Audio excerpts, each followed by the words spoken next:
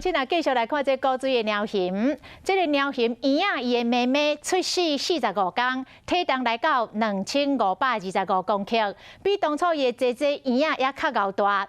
不过这个圆仔妹妹到即摆目睭也阁刻刻也未擘开哦。这个保育员来观赏笑，讲这个圆仔妹妹可能是过了伤爽咯，才办断甲目睭来擘开。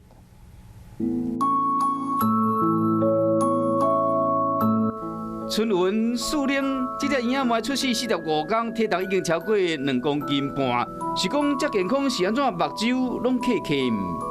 小眼睛，我的眼睛就是小眼睛。其实我也一直在好奇，说到底元仔妹什么时候才会眼睛开眼？也许小家伙日子过得太好哦，那不希望看到那个天亮以后的第一道曙光。 原来藏伫乌目壳内面的目睭也未开目，也未好好看这个世界。鸟形囝拢爱外口鸟形母的保护，才有法度一暝大一寸。